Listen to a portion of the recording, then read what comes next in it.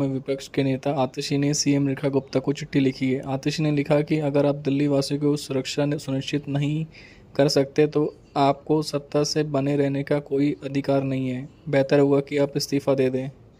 दिल्ली विधानसभा के विपक्ष नेता कालकाजी से विधायक आतिशी ने शनिवार को मुख्यमंत्री रेखा गुप्ता को पत्र लिखकर कालकाजी मंदिर में एक सेवादार की हत्या का जिक्र किया। आतिशी ने दावा किया कि भाजपा के नेतृत्व वाली सरकार के शासन में राष्ट्रीय राजधानी अपराध, जबरन वसूली और गैंगवार की राजधानी बन गई है।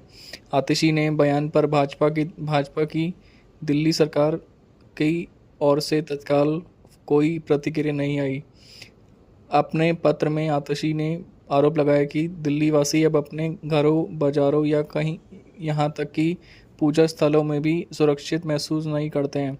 उन्होंने शुक्रवार की घटना का जिक्र किया जिसमें 35 साल के सेवादार योगेंद्र सिंह की कथित तौर पर एक विवाद के बाद पीट कर मार डाला गया। उन्होंने कहा कि यह हत्या कोई अलग मामला नहीं है बल्कि राजधानी में बिगड़ती कानून व्यवस्था की स्थिति का सबूत है।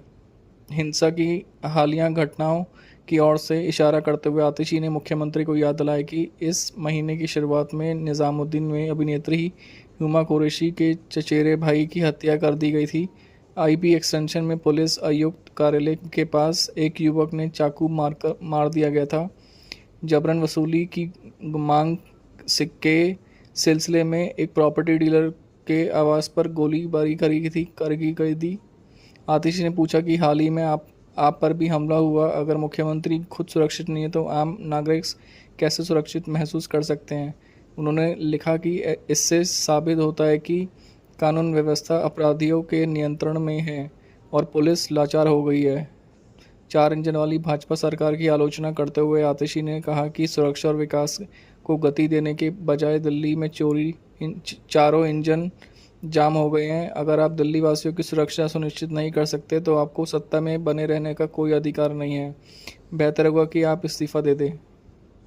इस तरह की भावनाओं को व्यक्त करते हुए आप प्रमुख अरविंद केजरीवाल ने राष्ट्रीय राजधानी के दिल्ली सुरक्षा संबंधी हालिया मुद्दों को लेकर भाजपा के नेतृत्व वाली दिल्ली सरकार पर निशाना साधा। उन्होंने एक्स पर पोस्ट में सवाल किया कि क्या कालकाजी मंदिर के अंदर सेवादार की बेरहमी से हत्या करने से पहले इन बदमाशों के हाथ नहीं कांपे थे। अगर यह कानून व्यवस्था की सफलता नहीं है और क्या है।